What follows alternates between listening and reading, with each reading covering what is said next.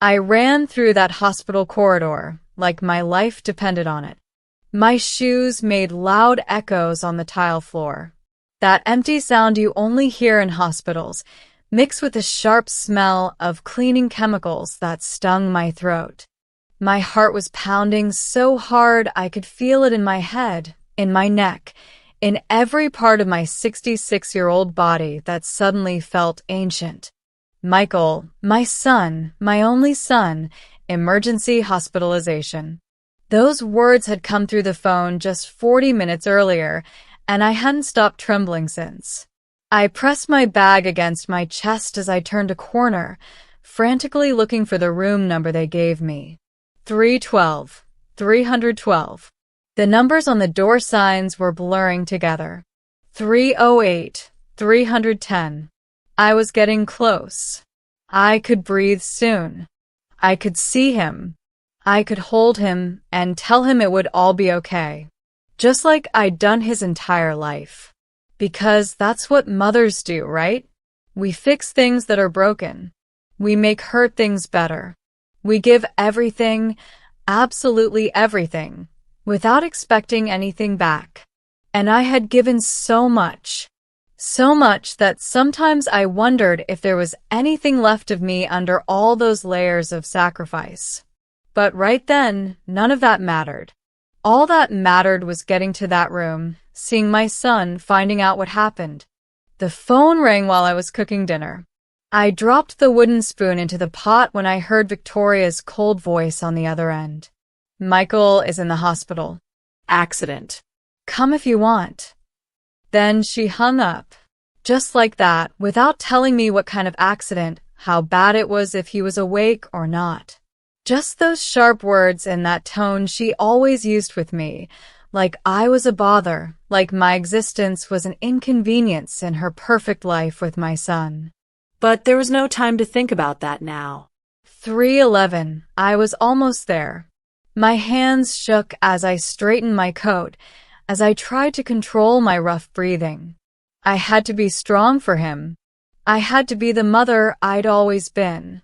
The mother who never fails. The mother who's always there, even when nobody sees her, even when nobody thanks her.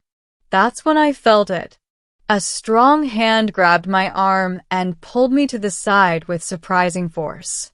I almost screamed, but another hand gently covered my mouth while a woman's voice whispered urgently in my ear.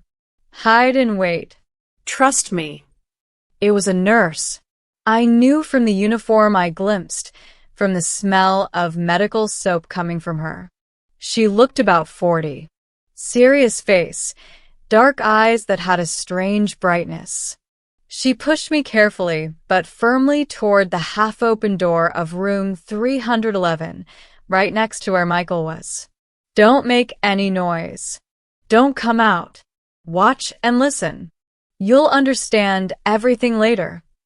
And before I could react, before I could ask what was going on, she walked quickly down the hall, her shoes making that same rhythmic sound on the floor. I stood there, frozen behind that door, my heart now racing for completely different reasons. It wasn't just fear for my son anymore. It was something else, something dark and heavy that I couldn't name yet. The room was empty, dark.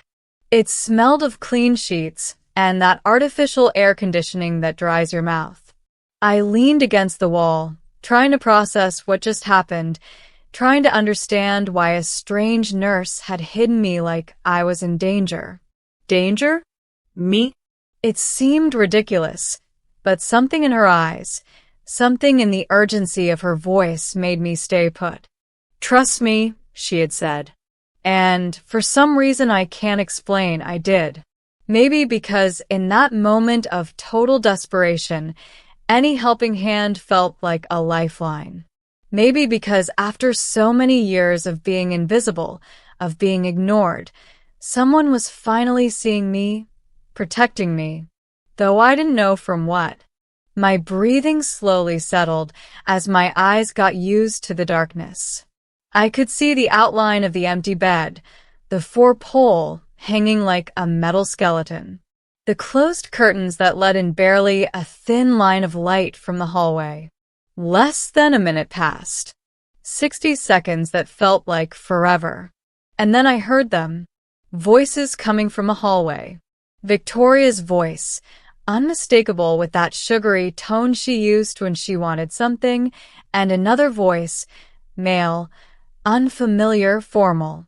They stopped right in front of room 312, right across from my hiding spot. My whole body went stiff. I held my breath without realizing it. "Are you sure nobody will see us here?" the man asked. Victoria let out a short, dry laugh, like rustling dead leaves. "The old woman is on her way, but she'll take a while. Security doesn't let just anyone through that fast. We have plenty of time." Old woman. She called me an old woman. I felt something tighten in my chest, like someone was squeezing my heart with their hands. But I forced myself to stay still, to keep listening, because something told me this was just the beginning. Good. Then let's review the documents one more time. The house transfer has to be ready before he wakes up. If he asks anything, you say he signed everything before the accident. Understood? The house. Our house. The house I bought with my late husband's inheritance money. The house I put in Michael's name because I trusted him. Because he was my son. Because I never imagined something like this could happen. $180,000. All my security, all my future handed over on a silver platter because a mother trusts, because a mother gives without calculating. Understood, Victoria replied. And there was something in her voice that froze my blood. It wasn't sadness. It wasn't worry for her husband lying in a hospital bed just feet away. It was satisfaction. It was victory. It was the sound of someone winning a game I didn't even know was being played. And what about the business? The $200,000 in the joint account. I can transfer that too. $200,000. The money I had loaned, that I had given to Michael so he could start his import company. The money he never paid back because, Mom, it's an investment in our future. You'll see. You'll get it back when the business grows. I promise you. But the business had grown. The contracts came in. The profits started flowing.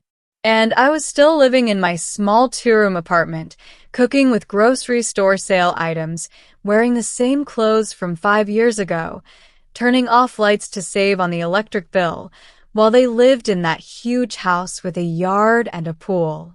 While Victoria bought designer handbags that cost more than my 3 months' rent, while Michael changed cars every 2 years like changing shoes. Technically, it's complicated because you're not listed as the account holder, the man said. And then I recognized his profession. Lawyer. He was a lawyer. I could picture him in his expensive suit, his leather briefcase, his clean hands that had never done any real work. But if he doesn't wake up in the next few days, or if he wakes up with serious brain damage, you can request temporary guardianship. With that, you'll have access to everything. Absolutely everything. The bank accounts, the properties, the investments. If he doesn't wake up. The words floated in the air like sharp knives. If he doesn't wake up, like it was an acceptable possibility, like it was even desirable, like they were talking about the weather or what to have for dinner tonight. I put my hand over my mouth to stop myself from screaming, to stop myself from throwing up right there against that cold hospital wall. My legs shook so much I had to steady myself against the door frame. The wood felt freezing under my fingers. This couldn't be happening. It couldn't be real. It was a nightmare. It had to be one of those nightmares where you run but don't move, where you scream but no sound comes out. And her?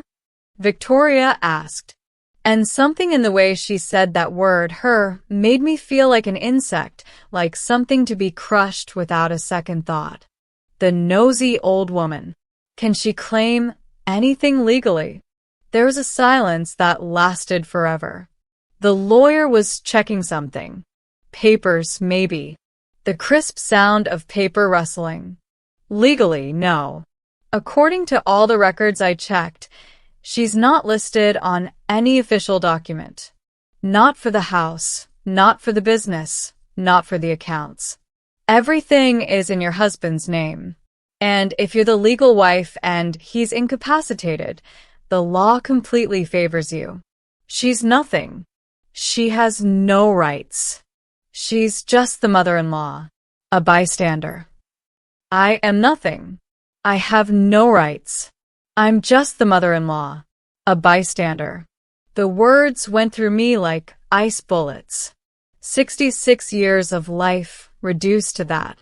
40 years of marriage to a good man who died too soon from a heart attack nobody saw coming. 38 years raising a son I loved more than my own life.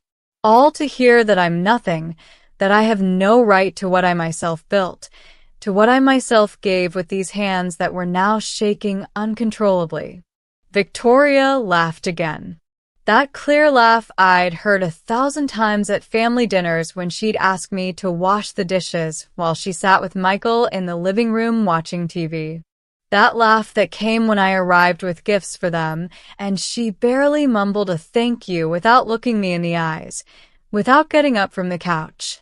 That laugh I'd mistaken for shyness, at first when Michael introduced her to me 7 years ago. How foolish I'd been. How blind. How stupid. Perfect. Then we proceed with the original plan. I've been giving him the crushed pills and his orange juice in the mornings, just like you instructed. A little more each week. Just half a tablet more. The doctors think it's work stress, built-up fatigue, his poor eating habits. Nobody suspects a thing. Absolutely nothing. The world stopped completely, like someone had hit pause on the entire universe. The pills. She's been giving him pills. To my son. To Michael. To my baby who grew in my belly, who nursed at my breast, who slept in my arms every night of his first 2 years. My brain tried to process what I'd just heard, but it was too horrible, too impossible to believe. This didn't happen in real life. This happened in movies, in news stories from other countries, in stories you read online, and think, how terrible. Thank God that would never happen to me. But it was happening. It was happening right now, inches from where I was hiding like a frightened rat. Here at the hospital, it's even easier. Victoria continued in that casual, relaxed voice, like she was talking about a cooking recipe, like she was sharing a tip for cleaning tough stains. I can add things to the fore when the nurses are out on their rounds. I have access because I'm the wife. Nobody questions me. Everyone pities me. They bring me coffee. They tell me to be strong. It's almost funny. In 2 or 3 more days, it'll all be over. His heart will simply give out. It'll look completely natural. It happens all the time with 42-year-old men who work too hard and don't take care of themselves. The statistics are on our side. 42 years old. My son was 42 years old, and his wife was planning to kill him like she was planning a vacation. I felt my legs give way. I slid down the wall until I was sitting on the cold floor of that empty room. My hands covered my mouth so tightly I could feel my own teeth against my lips. I couldn't cry. I couldn't make a sound. I couldn't reveal I was there, listening to every word of that hellish conversation. Excellent, the lawyer said, and I could hear him putting away papers, getting ready to leave. I'll send you the final documents tonight to your email. Sign them digitally, and I'll take care of the rest. By Friday of next week, everything will be in your name. The house, the business, the accounts. And about the other thing about the hospital plan, I know nothing. Officially, we never had this conversation. Clear? Crystal clear, Victoria replied. You're a genius, Paul. I'll pay you very well when this is all over.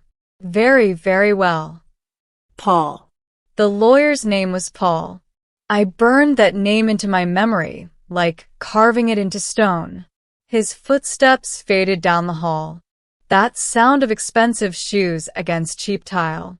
But Victoria stayed there. I could hear her breathing.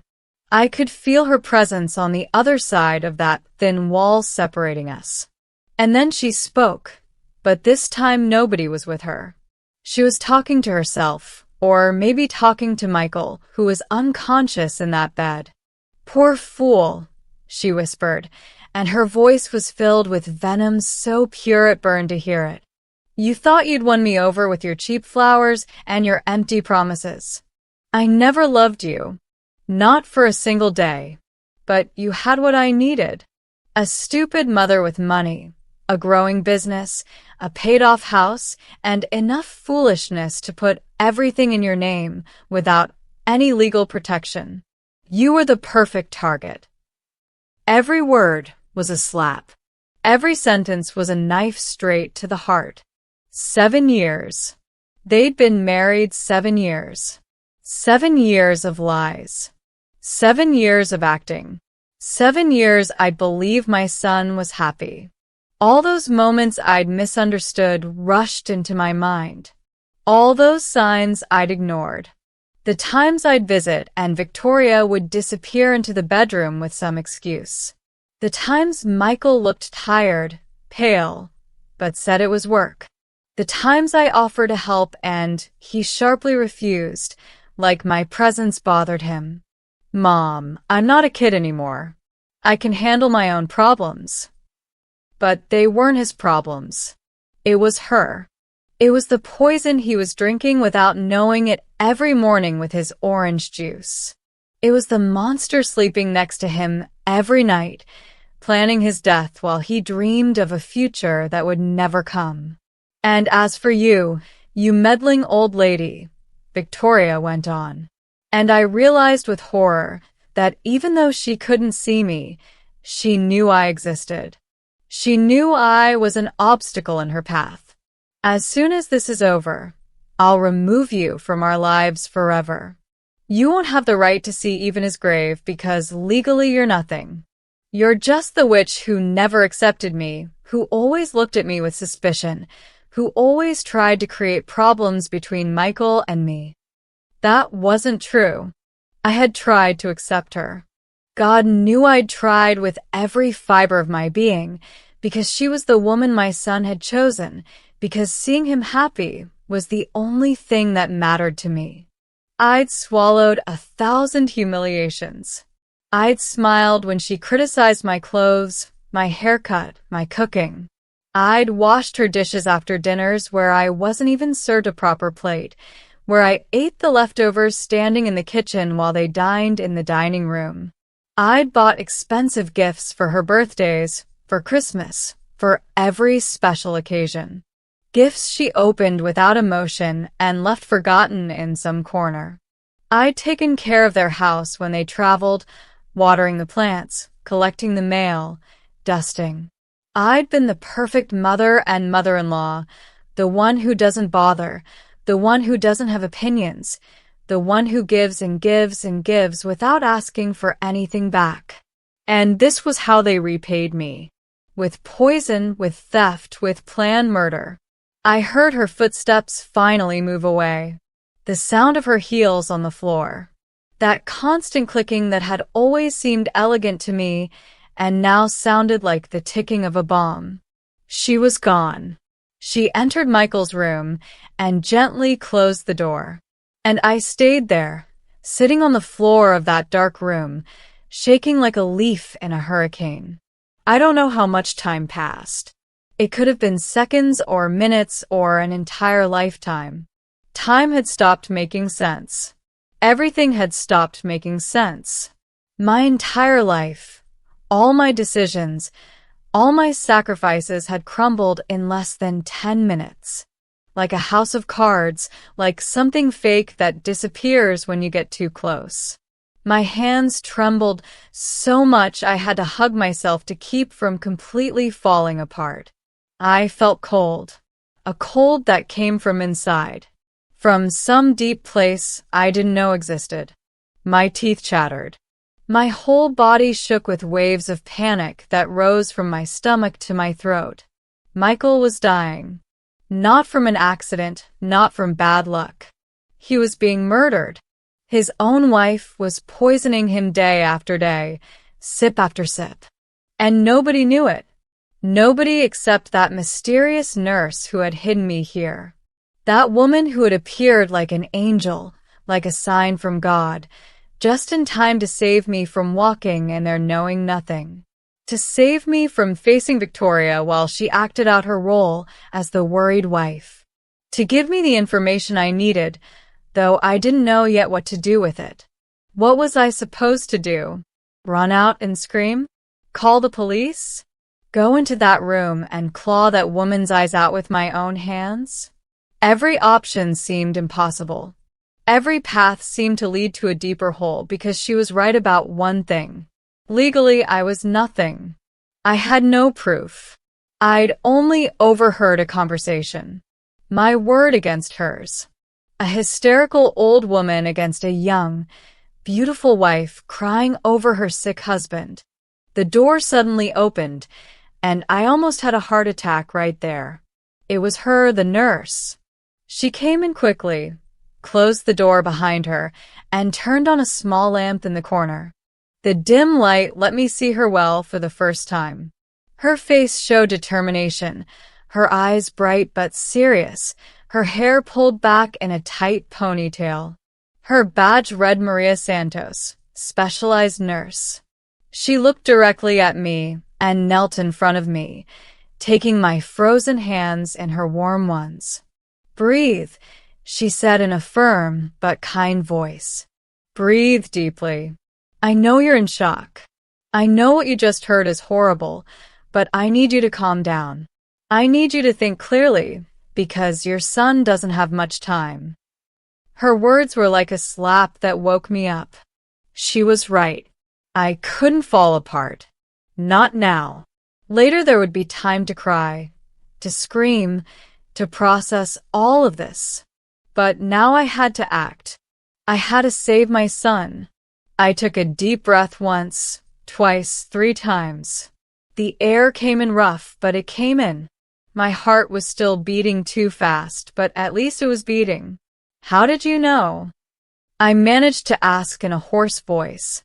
"How did you know that she?" Maria sighed and sat on the floor next to me, leaning her back against the wall. "I've been taking care of your son in outpatient visits for 3 weeks. He came in every 5 days with strange symptoms. Extreme tiredness, dizziness, nausea, irregular heartbeat. The doctors couldn't find anything definite. They said it was stress. But I've seen these symptoms before. My sister died this way 4 years ago. Her husband poisoned her with blood thinners for months. By the time we realized, it was too late. Her body was destroyed inside." Her voice broke as she said that last part, and I could see the old pain shining in her eyes. She'd lost her sister the same horrible way. And now she was trying to save my son. She was trying to prevent another family from living her same nightmare. "I started to suspect a week ago," she continued. "The wife was always too calm, too controlled. She never cried, never panicked. She only asked about the results, the recovery times, the legal procedures if he became unable to make decisions. Strange questions for someone who supposedly loves their partner. Then I asked to see his old blood tests from 6 months ago before the symptoms started, and I compared them with the current ones. There's a huge difference. His levels of certain substances are completely altered in a way that's not natural, in a way that only happens with intentional and ongoing poisoning." Maria took out her phone and showed me a series of numbers and graphs that I didn't fully understand but looked terrifying. Red lines going up and down like roller coasters. Values marked with exclamation points. I talked to Dr. Anderson, the head of toxicology. He's the only one I trust here. I showed him my suspicions. He agreed to investigate quietly, but we needed more solid proof. We needed to catch her in the act. She showed me her phone again, but this time it wasn't graphs. It was a recording app. She was recording. She'd recorded the entire conversation between Victoria and the lawyer. Every word, every confession, every horrible detail of their plan. I knew you would come today. Victoria mentioned it this morning to the other nurses, annoyed because she'd have to deal with the interfering mother-in-law. So I waited in the hallway. I saw you running desperately, and I knew I had to protect you. I had to stop you from going in there without knowing. And I had to get her to confess. And she did. She confessed everything.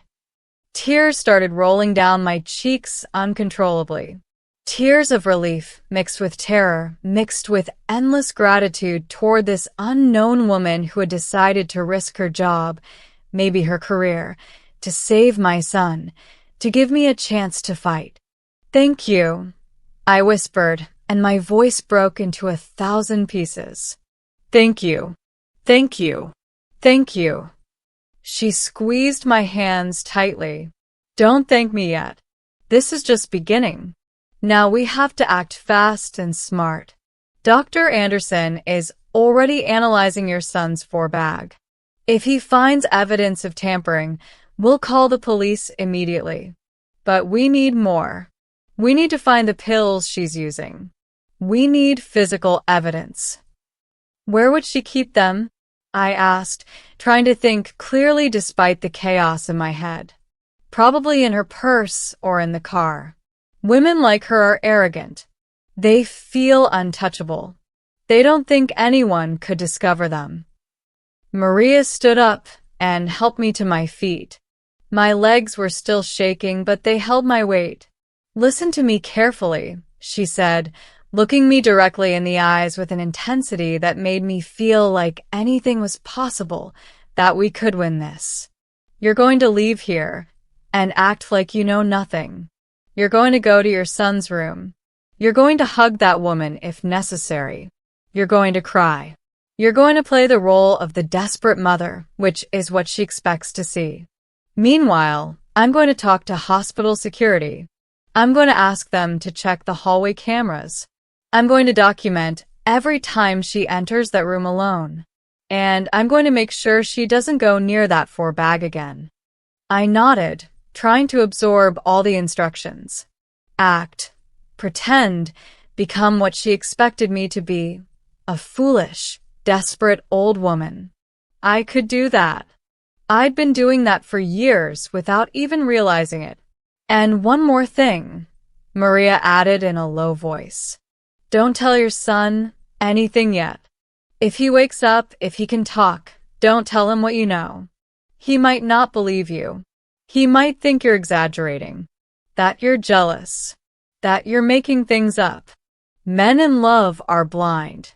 And she's had 7 years to poison him, not only with pills, but also with lies about you. Those words hurt more than I expected because I knew they were true. Michael had changed toward me in recent years. He'd become distant, sharp, annoyed by my presence. How many times had he canceled lunch with me? How many times had he forgotten my birthday? How many times had he told me he was too busy to visit me? And I'd always thought it was work, that it was stress, that it was part of growing up and having your own family. I never imagined it was her whispering poison in his ear every night. He thinks it's his fault he's sick, from working too hard. She's built that story perfectly. If you arrive now accusing her of murder, he'll defend her, and we'll lose our chance to save him. She was right. Everything in me wanted to run into that room and shout the truth to my son, shake him until he woke up and saw the snake he had next to him. But I couldn't. I had to be smart. I had to play the game, at least for now. I wiped the tears with the back of my hand. I straightened my coat. I took one last deep breath. All right, I said, and my voice sounded firmer than I felt. I'm going to do it. I'm going to pretend. But promise me something. Promise me we won't let her win. Promise me my son will live. Promise me that woman will pay for every drop of poison she gave him, for every lie she told, for every second of suffering she caused. Maria looked at me with a fierce determination that reminded me why I'd trusted her from the very first moment. I promise you, that woman will not only lose everything she planned to steal, she'll spend the rest of her life in prison. I'll personally see to that. She opened the door carefully, peeking out first to make sure the hallway was clear. She gave me a barely visible nod, and I left that room that had been my shelter and my hell for the last few minutes. The hallway was more crowded now. There were more nurses, more doctors, more families waiting for news of their loved ones, all caught up in their own tragedies, unaware that a drama bigger than any TV show was unfolding feet away. I approached door 312 with steps that didn't feel like my own. It was like I was floating, like my body was moving by instinct while my mind was still trapped in that horrible conversation I'd heard. My hand touched the cold metal of the door. I took one last deep breath and went in. The room was larger than I'd imagined. There were machines everywhere, monitors beeping softly, for bags hanging like frozen tears. And in the center of it all, in that white bed, was my son, my Michael. He looked so small there, so fragile, connected to 1,000 wires and tubes. His skin had a grayish tone that terrified me. His lips were dry. He had deep dark circles under his eyes that I'd never seen before. This wasn't the strong man who'd carried my groceries just 2 months ago. This wasn't the boy who'd learned to ride his bicycle in the park, shouting, "Look, Mom." No hands, while I ran behind him, terrified he'd fall. This was someone consumed, someone destroyed from within. And next to his bed, holding his hand with a gentleness I now knew was pure theater, was her. Victoria looked perfect as always. Her brown hair perfectly styled, her makeup subtle but elegant, her cream-colored dress that probably cost more than my rent. Her green eyes that I thought were beautiful and now saw as snake eyes. When she saw me enter, her expression changed immediately. Her eyes filled with tears, her mouth trembled. She put her hand to her chest like holding back a sob. "Helen," she said in a broken voice, and even stood up to hug me. I forced myself to accept that hug, to put my arms around her, to feel her warm body against mine, and not think that this same body had coldly planned my son's death. Her expensive perfume filled my nose. It smelled of flowers and lies. "Thank you for coming," she whispered against my shoulder. "I know you had to take 2 buses. I know it's a long way for you, but I needed you to be here. Michael needs you." Liar. Lying woman. She didn't need me here. She'd called me only to keep up appearances, so nobody would suspect when he died that she'd kept his mother away. I pulled away from her gently, wiping the tears that were completely real, even if she thought they were for the wrong reasons. "What happened?" I asked, and my voice sounded exactly as it should have, terrified, confused, desperate. Victoria sighed dramatically and sat back down next to the bed, taking up her role as the devoted wife again. He was at the office. According to his coworkers, he suddenly turned very pale. He started sweating. He complained of chest pain and that he couldn't breathe well. They thought it was a heart attack. They called an ambulance immediately. She paused, wiping a tear that was probably as fake as everything about her. The doctors say his heart is very weak, that he's been under a lot of stress, that he hasn't taken care of himself. I've told him 1,000 times to slow down, that money isn't worth more than his health. But you know how he is. Stubborn as a mule. Just like when he was a kid, I guess. That comment was like a hook. She was trying to connect with me, to make me feel like we were a team, that we both loved this man and wanted the best for him. What a perfect actress. What a convincing monster. What are the doctors saying? I asked, moving closer to the bed and taking Michael's other hand. It was cold.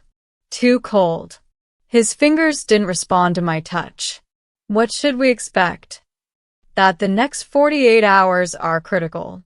That if he wakes up and there's no brain damage, he can recover with time and treatment. If he wakes up, those words again, but this time coming from her mouth with a fake sadness that turned my stomach. But they also said, she continued, and now her voice dropped to a lower, more intimate tone, like sharing a secret with me, that there's a chance he won't wake up. Or that he'll wake up, but won't be the same. Brain damage, they call it. That he might not be able to work again, that he might need constant care. She was preparing me. She was setting the stage for when he died, so I'd already have in my head that it was possible, that it was something the doctors had warned about, so when it happened, nobody would question anything. I bit my lips so hard, I tasted blood in my mouth. But I couldn't explode. I couldn't reveal what I knew. I had to keep acting. It can't be, I whispered, letting my voice truly break. He's so young. He has his whole life ahead of him. So much left to do. Victoria nodded seriously, wiping another invisible tear. I know. That's why I've been praying nonstop. That's why I asked Father James to come tomorrow to give him a blessing. Just in case. Just in case. Just in case he died as she planned. Just in case the poison finally did its job. Just in case nobody noticed in time. But someone had noticed. Maria had noticed. And now I knew too. And we weren't going to let this happen. Can I stay for a moment alone with him? I asked, hoping she'd say yes. I needed a break from her toxic presence. I needed to breathe without her perfume invading me. Victoria hesitated. I saw a shadow of distrust cross her face for barely a second before she put the mask of the understanding daughter-in-law back on. Of course. I'm going to go get some coffee. Do you want anything? Some hot tea, maybe? I shook my head. I just want to talk to my son. She nodded and left the room with elegant steps, closing the door softly behind her. As soon as she was out, I collapsed onto the bed, hugging Michael with all the care in the world so as not to disconnect any wires. Forgive me, I whispered against his hair that smelled of hospital and sickness. Forgive me for not realizing sooner. Forgive me for not protecting you. But I swear on everything I hold dear that I'm not going to let her win. I'm going to get you through this, my love. I'm going to save you even if it's the last thing I do in this life. I kissed his forehead with endless tenderness, feeling the cold, sweaty skin under my lips. His eyelids trembled slightly, like somewhere deep in his unconsciousness he could hear me, like a part of him knew his mother was there, fighting for him, as she always had. I dried my tears and sat up just as the door opened again. But it wasn't Victoria. It was Maria pushing a cart with medications. She gave me an almost invisible nod. There was news. Mrs. Helen, she said in a professional voice, playing her role perfectly. Could you come with me for a moment? Dr. Anderson wants to speak with you about your son's condition. It'll only take a few minutes. I nodded and followed her out of the room, walking down the hallway to a small, empty consultation room. As soon as she closed the door, Her expression changed completely. She was no longer the kind, professional nurse. She was a warrior with crucial information. "We found it," she said without introduction. Dr. Anderson analyzed the 4-bag and found traces of warfarin. It's a very powerful blood thinner. In controlled doses, it's used medically, but in the amounts we found, it's designed to cause internal bleeding. The room spun around me. Warfarin, blood thinner, internal bleeding. My son was bleeding to death slowly from the inside, and nobody had seen it until now. It wasn't prescribed for him, Maria continued in a tense voice. Someone added it to the 4 after it was prepared. And there's more. We checked the security cameras from the last 24 hours. There are 3 moments when Victoria enters the room alone when there's no nurse nearby. In 2 of those instances, she's clearly seen touching the 4-bag. We have visual evidence. My heart pounded so hard I could hear it in my ears. We had proof. Real proof. Not just the audio recording, but also physical evidence and video. "Did you call the police yet?" I asked in a choked voice. Maria shook her head. "Dr. Anderson is doing that right now. But there's a problem. Victoria has legal rights as his wife. If she suspects anything, she can leave before the police arrive. She can destroy evidence. She can contact her lawyer and prepare a defense. We need to keep her here without her suspecting anything until the officers arrive." "How long?" 20 minutes. Half an hour maximum. The nearest station is 10 minutes away, but they have to prepare the paperwork, come with specialized detectives. You have to go back in there and act like nothing happened. Keep her busy. Keep her talking. Do whatever it takes. 20 minutes. Half an hour. Forever when you're acting in front of someone who planned to kill your son. But I could do it. I had to do it.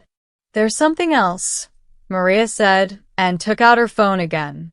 "While checking the cameras, we found this. It's from 3 days ago." She showed me a video recorded in black and white. It was Victoria in the hospital parking lot talking on the phone. There was no audio, but I could see her body language. She was relaxed, almost happy. She was smiling. At one point, she even laughed. A woman whose husband is seriously ill doesn't laugh like that in the hospital parking lot, Maria said with disgust. We asked the tech department to try to read her lips or recover audio from the environment, but it's difficult. However, there's a moment when she looks directly toward a nearby camera without knowing it's there, and you can clearly read what she says. She paused the video at that exact moment and zoomed in on the image. Victoria was saying something, and even though there was no sound, it was perfectly clear on her lips. "Soon I'll be free. Soon I'll be free."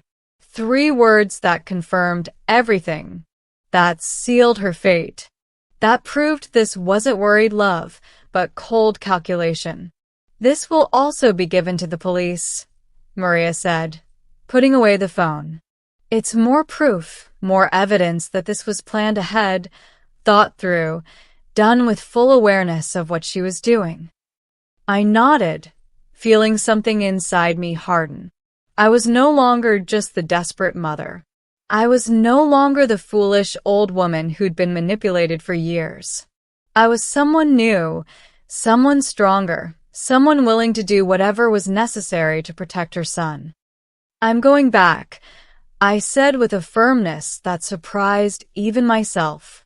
"I'm going to keep her there. And when the police arrive, I want to be present. I want to see her face when she realizes she lost.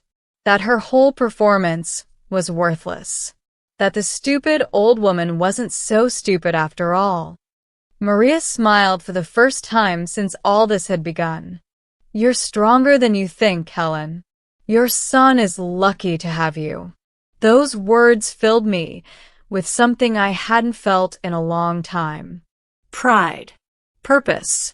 Power. I returned to the room with measured steps, controlling my breathing, preparing my final performance.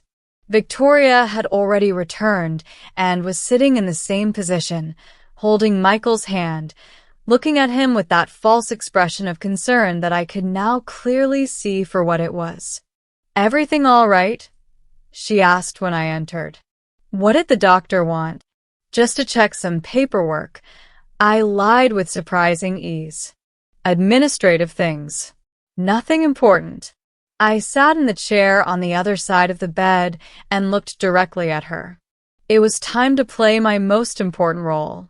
"Victoria, I need to tell you something." She looked up, her expression cautious. "What is it?" "I've been unfair to you." The words came out of my mouth like sweet poison. "All these years I've been cold, distant. I know you felt it. I know you've tried to get close to me, and I've rejected you again and again." I saw her eyes widen with genuine surprise. This wasn't what she expected. "That's not true," she started to say, but I interrupted her. "Yes, it is. And I want to apologize because now, seeing my son like this, I realize that life is too short. Too short for stupid grudges. Too short for silly pride." I leaned forward, taking her free hand in mine. She tensed slightly, but didn't pull away. "You're the woman my son chose. The woman who makes him happy, and I should have celebrated that instead of feeling jealous. Because that's what it was, you know. Jealousy. Fear of losing him. Fear of no longer being the most important woman in his life." Every word was a perfect lie. Every sentence was a hook, and she was biting. I could see it in how her eyes softened, in how her posture relaxed. "Helen, let me finish, please," I said, squeezing her hand. "If Michael survives this, and he has to survive, I want to start over with you. I want to be the mother-in-law you deserve, the grandmother your future children will need. Because you're going to have children, aren't you?" You had talked about that. I saw something flicker in her eyes. Discomfort. Guilt, perhaps. Or simply the annoyance of having to keep acting when she already thought she'd won. "Yes," she finally said. We had talked about it. After the business stabilized more. After we had more savings. More lies. There had never been plans for children. Only plans for early widowhood and easy wealth. "Well, when he gets out of here, I'm going to help you. I have some savings put away.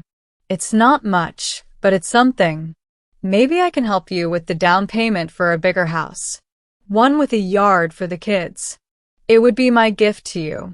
For the family you're going to build." I saw her eyes gleam for a second. Pure, hard greed. Even now, even in the middle of her master plan, the idea of more money excited her. "You don't have to do that, Helen," she said softly. But her eyes said the opposite. Her eyes were screaming, "Give me more. Give me everything. I want to. It's the least I can do after all these years of distance. Besides, I have nobody else. When I die, everything I have will be Michael's anyway, and consequently yours too. Better to enjoy it together while I'm alive." Now I was selling myself out completely. I was painting myself as the foolish old woman with money that she'd always believed I was. And it worked. I could see how she relaxed more and more, how the tension left her shoulders. She believed she'd finally broken me, that she'd finally won my trust. "You're so generous," she said, and even squeezed my hand with what I suppose was meant to look like affection. "Michael is very lucky to have you as a mother." I had to bite my tongue not to spit the truth at her right there. We kept talking about small things, invented memories, future plans that would never exist. I played my role as the repentant mother-in-law, and she played hers as the forgiving daughter-in-law. 2 actresses on a small stage, waiting for the curtain to fall. I looked at the clock quietly. 15 minutes had passed. 5 more. Just 5 more minutes, and the police would arrive. Just 5 more minutes, and all this theater would end. You know what I would like? I said suddenly, like it had just occurred to me. I would like it if, when Michael wakes up, the first thing he sees is the 2 most important women in his life holding hands. United. Together for him.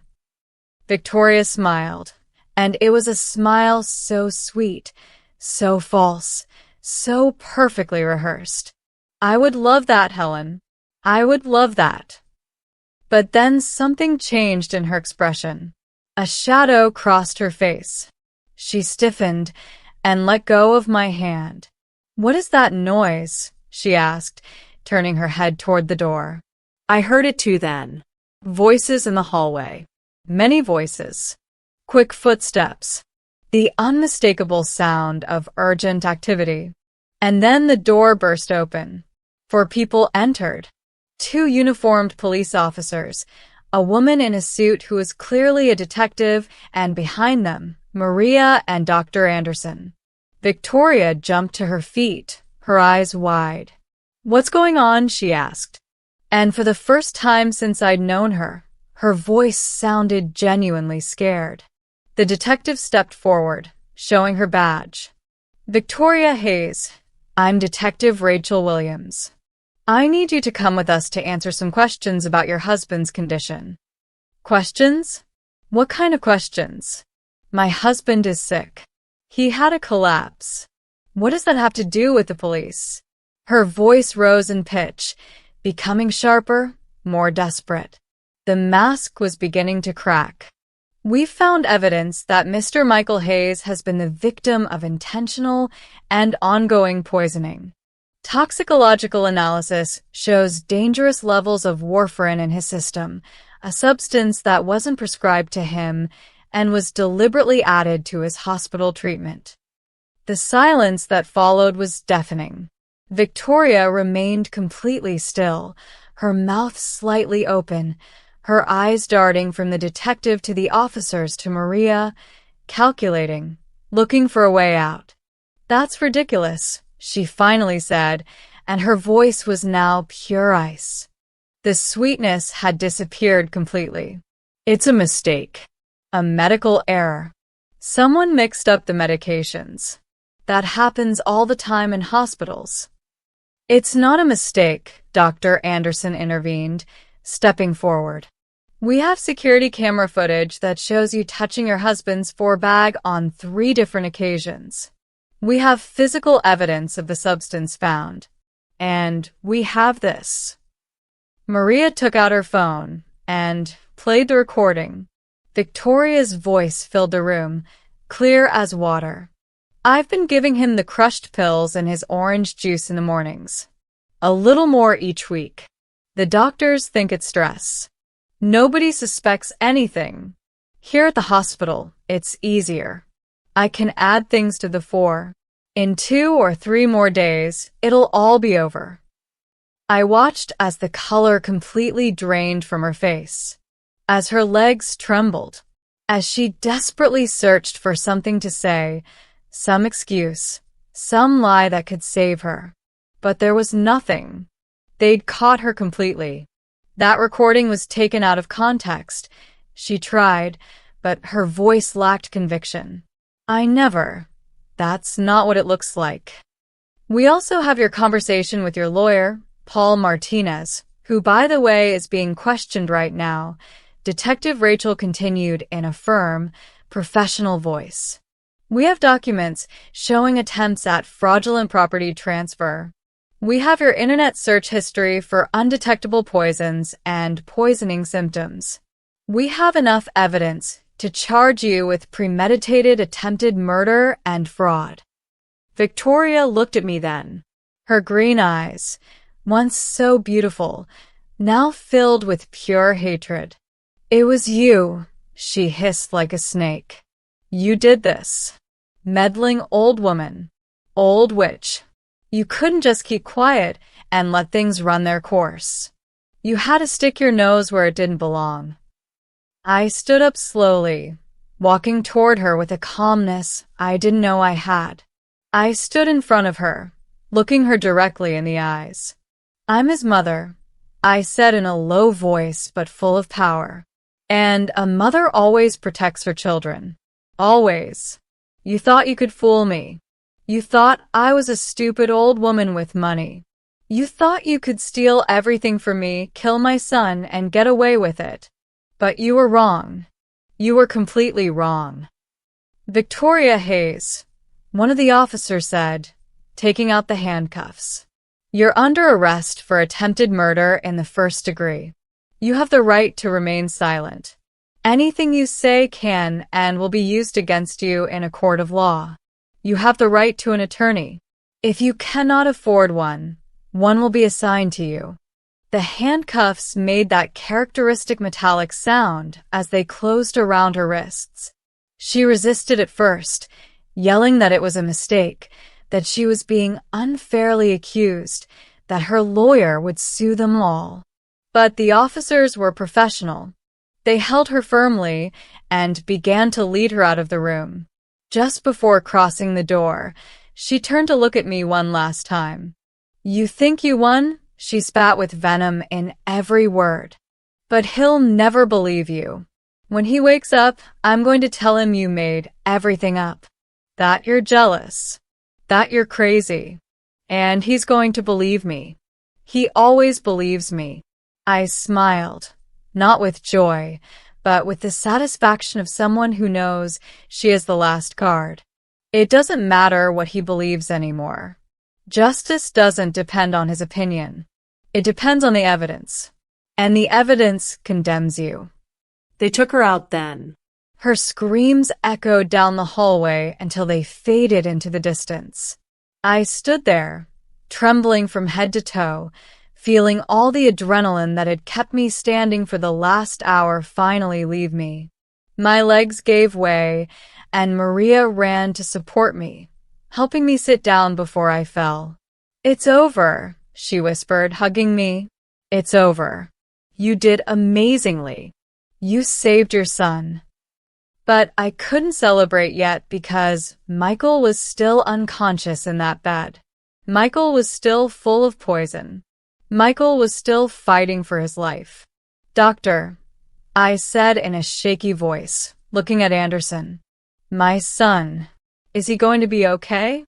Were you able to?" "We started the detoxification treatment as soon as we confirmed the warfarin," he explained in a reassuring voice. "High doses of vitamin K to counteract the blood thinner. Fresh plasma transfusions. His body is young and strong. He has very good chances of a full recovery." Very good chances. It wasn't a guarantee, but it was hope. And hope was more than I'd had just 2 hours ago. I approached my son's bed and took his hand again, squeezing it tightly. "Fight, my love," I whispered. "Fight for your life. Your mom already did her part. Now it's up to you." The next 2 days were the longest of my life. I didn't leave the hospital. I couldn't. Maria got me a special pass to stay in Michael's room 24 hours a day. She brought me coffee, sandwiches that I barely tasted, blankets when I shivered from the cold in the early morning. She'd become more than a nurse. She was my guardian angel, my savior, the sister I never had. Dr. Anderson came every few hours to check Michael's vital signs, to adjust medications, to patiently explain every small change in his condition to me. "His levels are improving," he'd tell me, showing me graphs I barely understood, but that sounded like heavenly music. "The treatment is working. His body is responding. It's just a matter of time." Time. That word had become my religion. Every minute that passed was a minute further from the poison. Every hour was a small victory against the death that Victoria had planned so coldly. I sat next to his bed and talked to him. I told him stories from when he was a child, about the time he got lost in the supermarket and I found him crying in the cereal aisle, about his first day of school when he clung to my leg, unwilling to let go, about all the Christmases, the birthdays, the small moments that build a life. You have to wake up, I told him over and over. You have to wake up because there's still so much to live for. So much you haven't done. You can't leave like this. You can't leave me like this. Sometimes his eyelids trembled. Sometimes his fingers moved slightly, and I clung to those signs like someone drowning clings to a piece of wood. Detective Rachel came to see me on the second day.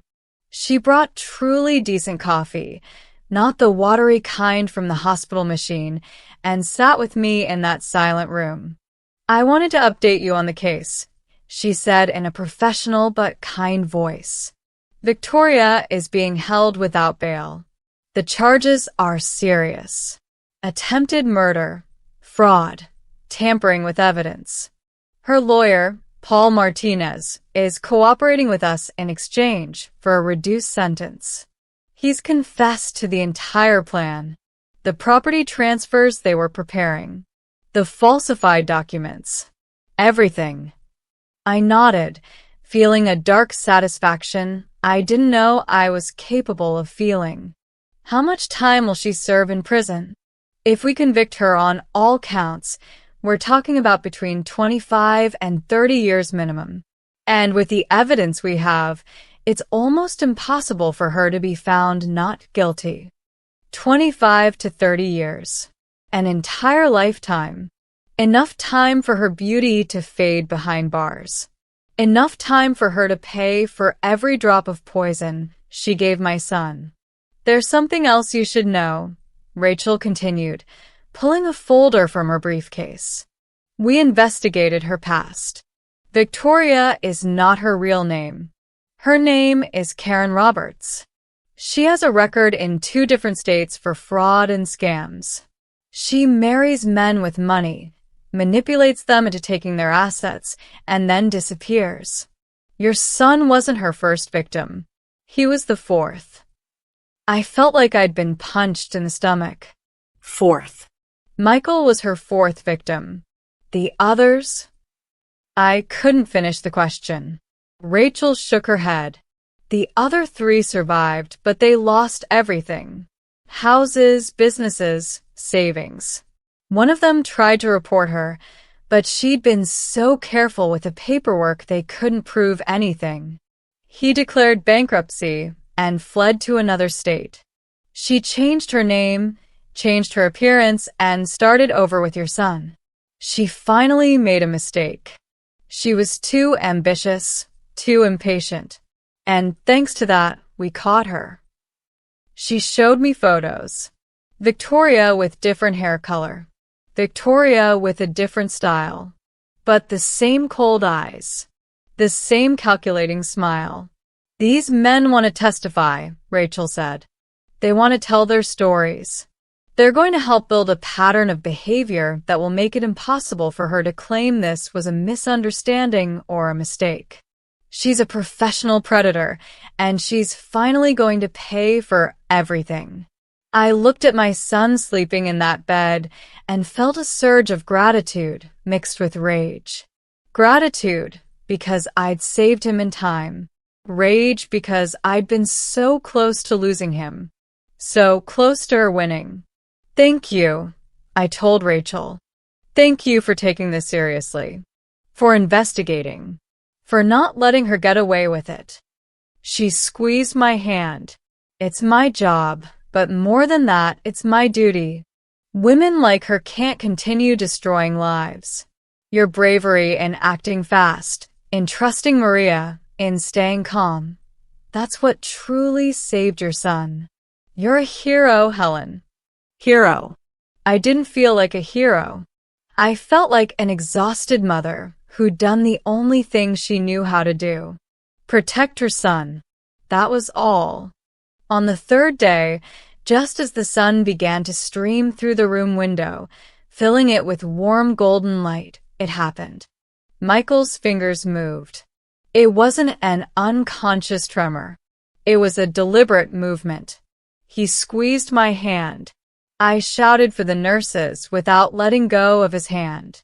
Maria came running, followed by another nurse, and then Dr. Anderson.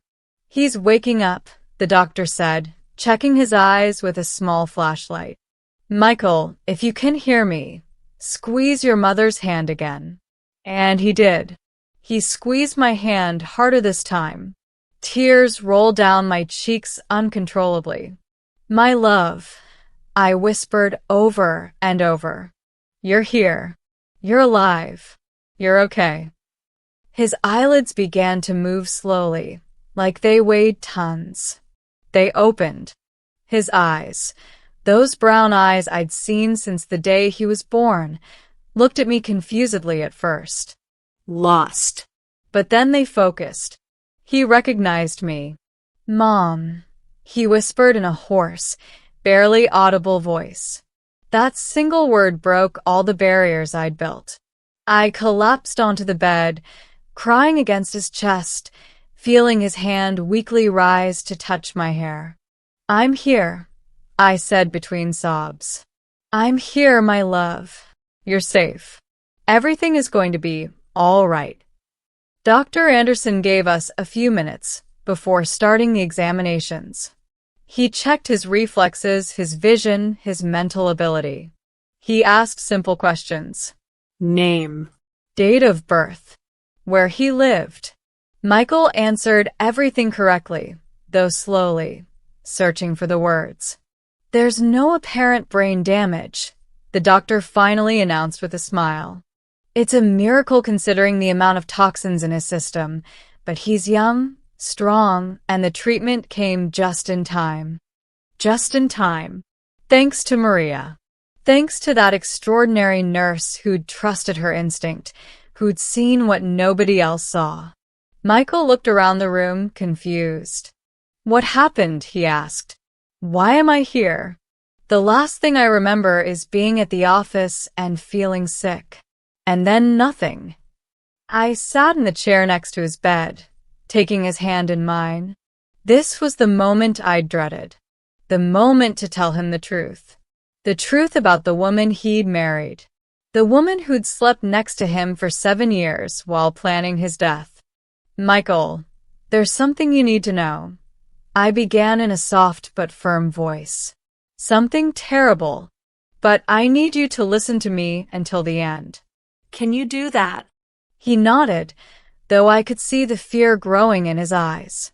Fear of what he was about to hear. Fear of a truth he probably already suspected in some deep corner of his mind. I told him everything. From the moment I ran to the hospital until Maria hid me. I told him about the conversation I overheard. About Victoria and the lawyer. About the poison in his orange juice. About the warfarin in his 4-bag. About the 7 years of lies. About the other 3 victims. About the plan to take everything and leave him to die as if it were just another accident. I watched as his face went through every possible emotion. Disbelief at first. Denial. Anger. Pain. And finally, a sadness so deep it broke my heart to see it. "It can't be," he whispered when I finished. "Victoria, no. She loves me. She's always been there for me. She took care of me when I was tired. She prepared my juice every morning. He stopped. He heard his own words. The juice every morning. Exactly as she'd confessed in the recording. Do you want to hear the recording?" I asked softly. Nurse Maria recorded everything. Her complete confession. He shook his head violently. No. "I don't want to. I can't," he cried then. My adult son, my strong man, cried as I hadn't seen him cry since he was a child. He cried for the betrayal, for the lost years, for the love he believed was real and never existed. I climbed onto the bed carefully and hugged him as I'd done 1,000 times when he was little, when he fell off his bike, when a kid bothered him at school, when his first love rejected him. I'd always been there to pick up the pieces. And here I was again. "I'm sorry," I said, even though I wasn't the one who should apologize. "I'm sorry you had to go through this. I'm sorry I didn't notice sooner. I'm sorry I was so blind." "It wasn't your fault," he murmured against my shoulder. "I didn't see anything either. I lived with her. I slept next to her. I told her my dreams, my fears, my plans." And all the time, he didn't finish the sentence. There was no need. "I loved her, Mom," he continued after a while. "Or, at least I loved the person I thought she was. How could I have been so stupid? How did I not see the signs?" "Because that's how people like her operate," I said softly. "They're experts in manipulation, in making you believe exactly what they want you to believe. You weren't stupid. You were human. You trusted because that's what good people do. They trust." We stayed like that for a long time. Mother and son, survivors of a storm that almost destroyed both of us. "Mom," he finally said, pulling back a little to look me in the eyes. "She said things about you, didn't she? All these years. She said things that made me pull away from you." I nodded slowly. I didn't want to put more burden on him, but I needed the truth between us. "Yes, I guess so. You started to change with me about 3 years ago. More distant, colder, like my presence bothered you." He closed his eyes in shame. "She told me you were controlling, that you wanted to separate us, that you spoke badly about her behind her back, that you gave her expensive gifts just to make her feel bad, to show that she couldn't afford those luxuries. Every time I mentioned visiting you, she'd cry. She'd say you made her feel inferior, that you'd never accept her. And I believed her. God, I was such an idiot." "No," I said firmly. "You weren't an idiot. You loved your wife and you wanted to protect her. That makes you a good person, not an idiot. She twisted that love. She used it as a weapon against you, against us. I treated you so badly, Mom. I canceled lunches. I forgot your birthday. I made you feel unwelcome in my own house, in the house you bought with your money. My God." His voice broke again. "How can you even look at me now? How can you be here after everything I put you through?" I took his face in both hands, forcing him to look at me. "Because you're my son. Because I love you more than my own life. Because a mother doesn't abandon. No matter how much it hurts, no matter how many times she's rejected, she'll always be there when her son needs her." He cried again, and I cried with him. For the lost years. For the unspoken words. For all the times I'd wanted to call him and didn't because I knew it would annoy him. For all the nights I'd gone to bed wondering what I'd done wrong. For all the unnecessary pain we'd both carried. Detective Rachel came later that day to take Michael's statement. It was difficult. He had to remember details he'd rather forget. The mornings he woke up feeling weak. The times Victoria insisted he take his vitamins. That he drink her special juice. The nights she told him he looked tired, that he was working too hard, that he needed more rest. Everything had been part of the plan. Every gesture of concern was actually another step toward his death. "There's something you need to know," Rachel said when she finished taking notes. "The house that's in your name, the one your mother bought, Victoria had started the transfer procedures, but we stopped them in time. The property is still yours. We also froze all the bank accounts and blocked any access she had. Your money is safe." Michael looked at me with an expression of absolute horror. Mom. Your money.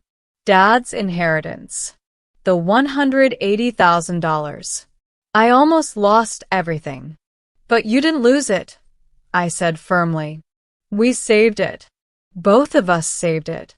And about the business, Rachel continued. The $200,000 your mother invested, plus the accumulated profits. Everything is protected. Victoria had no legal rights to any of it because even though it was in accounts in his name, you never made her the official beneficiary. It was an oversight on your part, but that oversight saved you from losing everything. An oversight. Or maybe deep down, Michael had always known something wasn't right. Maybe a part of him never completely trusted her. We'll need you to testify at the trial, the detective said. I know it's difficult, but your testimony is crucial. You're the direct victim. Your word carries weight. Michael nodded, though pale. I'll do it. I want her to pay. I want her to pay for everything. The following days were of slow but steady recovery. Michael improved every day. Color returned to his face. Strength returned to his muscles. The doctors were amazed at how quickly he healed once the toxins were eliminated from his system. Maria came to visit him every shift. They'd become friends in that strange bond that forms between people who go through something traumatic together. I owe you my life, Michael told her every time. To you and my mother. I was just doing my job, she always replied modestly. But we both knew she'd done much more than that. She'd risked her career. She'd trusted her instinct when everyone else ignored it. She'd been brave when it would have been easier to stay quiet. A week after waking up, Michael was finally strong enough to sit in a chair by the window. He looked out toward the city that kept moving, unaware of the drama that had unfolded in this room. Mom, he said without turning to look at me, when I get out of here, I want to make things right. I want to give you back your money. Every single penny, with interest. You don't need to, I started, but he raised his hand. Yes, I do need to. I need to make it right.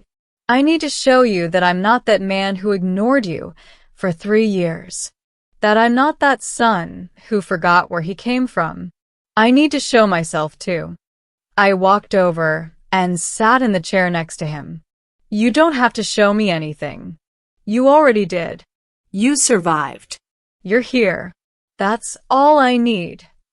But I need more, he insisted, finally turning to look at me. I need to get myself back. The man I was before her. The son you were proud to raise. Will you help me find him again? I took his hand and squeezed it hard. Always, my love. Always. The trial was 6 months later. 6 months in which Michael recovered completely. In which he closed wounds he thought would never heal. In which he learned to trust again, starting by trusting himself. 6 months in which our relationship was rebuilt from the foundations. Stronger than before. More honest than ever. We entered that courthouse together, arm in arm. He in a gray suit that made him look like the successful man he was. Me in an olive green dress that I'd bought especially for the occasion. Not out of vanity, but because I wanted to look strong. I wanted her to see that she hadn't been able to destroy me. Victoria was sitting at the defense table. She looked different. Her hair had lost its shine. Her skin looked pale under the artificial court lights. But her eyes were still the same. Cold. Calculating. When she saw us enter, something dark crossed her face. Pure hatred. There were no more masks. No more performances. This was the real Karen Roberts, the predator hiding behind the false name of Victoria. The prosecutor presented the evidence methodically.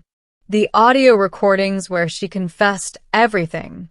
The security videos showing her touching the 4 bag. the toxicological analyses, the testimonies of the other 3 men she'd previously scammed. Every piece of evidence was another nail in her legal coffin.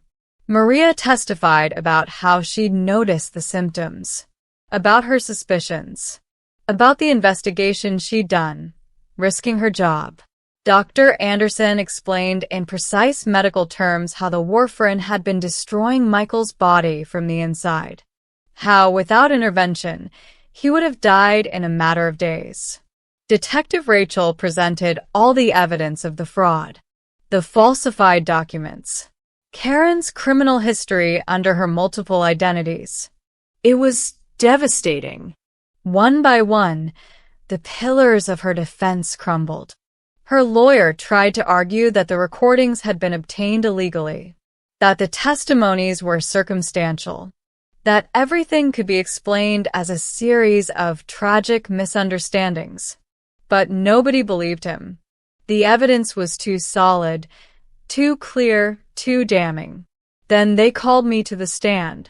I sat in that hard wooden chair, looking at the jury, the judge, the entire courtroom full of strangers who'd come to witness this drama. Mrs. Helen, the prosecutor began, can you tell us in your own words what you heard that day at the hospital? And I told him everything. From my desperation running down that hallway to the moment Maria hid me. From every venomous word that had come out of that woman's mouth to the moment I understood my son was being slowly murdered. My voice broke several times. Tears rolled down my cheeks uncontrollably. But I kept talking because my son deserved to be heard. Because the other victims deserved justice. Because no other mother should go through this hell. And how did you feel when you heard that your son was being poisoned? The prosecutor asked. I looked directly at Karen when I answered. I felt like the world was ending. But I also felt rage. A rage I didn't know existed inside me. Rage that someone could be so wicked, so calculating, so cold. Rage for having trusted her. For having welcomed her into my family. For having believed she loved my son when all the time she only saw numbers. Dollars. Property. Power. Is there anything else you wish to say? The prosecutor asked. Yes, I said firmly. I want the jury to know that this woman is not the victim of a misunderstanding. She's a professional predator. She's deliberately destroyed lives. And if you don't stop her here, she'll continue to do it. The next victim could be someone else.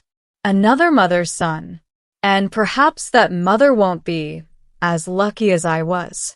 Perhaps nobody will notice the signs in time. Please don't give her that opportunity. The defense attorney tried to discredit me in the cross-examination. He suggested I was jealous of my son's relationship, that I'd made everything up out of spite, that the recordings could have been edited. But every question he asked, I answered with calmness and truth. Then they called Michael. Seeing him walk toward that stand, strong and alive when he should have been dead, was one of the most powerful moments of my life.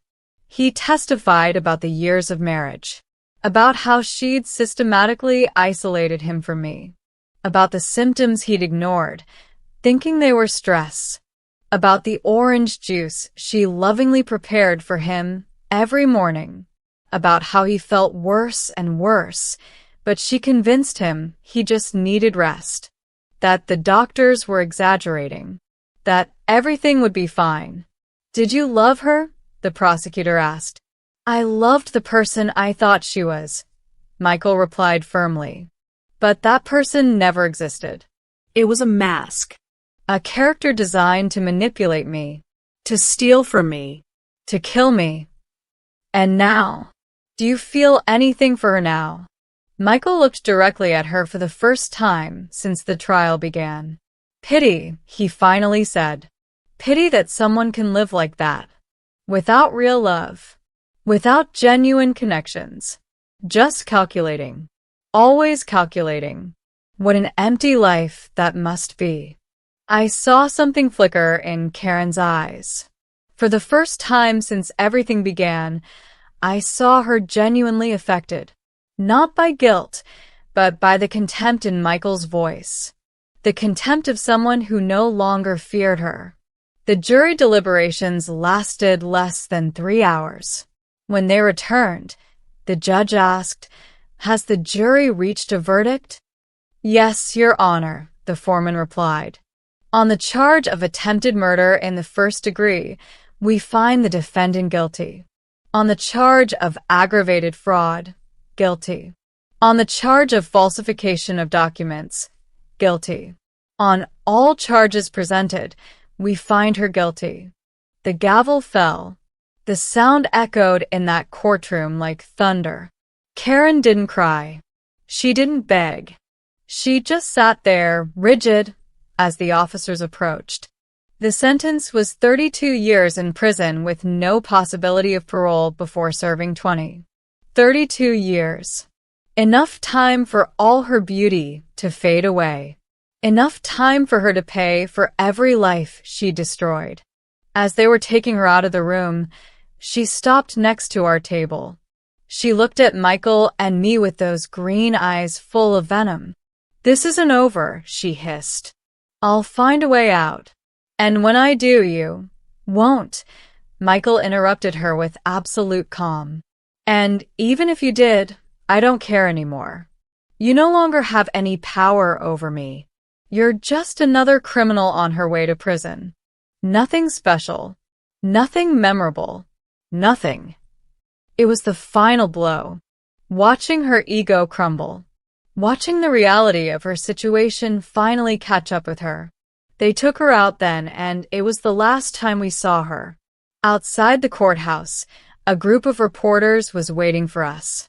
Michael had decided to speak publicly about what had happened. He wanted to warn others. He wanted his story to serve a purpose.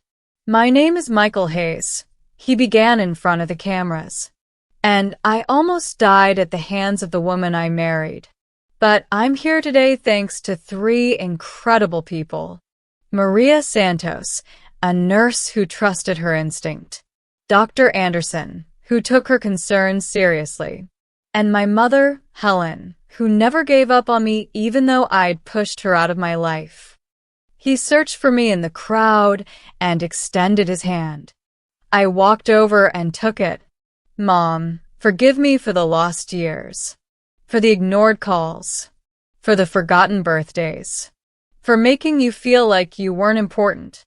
I'll spend the rest of my life making it up to you." "You already did," I said with tears in my eyes. "You survived. That's all I needed." 3 months later, we sold the house. That house I'd bought with so much love now only contained bitter memories. With that money, Michael bought a new apartment. Smaller, but full of light. And with the rest, we did something I'd never imagined. We created a foundation. It's called Watchful Mothers, and it's dedicated to helping families who've been victims of fraud or domestic abuse. We provide free legal advice, psychological support, temporary shelter if necessary. Maria is part of the team. She helps identify signs of poisoning or abuse in medical settings. She trains other nurses to trust their instincts. In the first year, we helped 17 families. 17 stories that could have ended in tragedy, but found help in time. And I, Helen, the old woman they thought was invisible, became the voice of those who couldn't speak. I give talks in hospitals, in community centers, anywhere that invites me. I tell my story without shame because the shame is not mine. It belongs to the predators who hide behind charming smiles. Today, as I write these lines from my new apartment with an ocean view, one I bought for myself with my own recovered savings, I feel something I hadn't felt in years. Peace.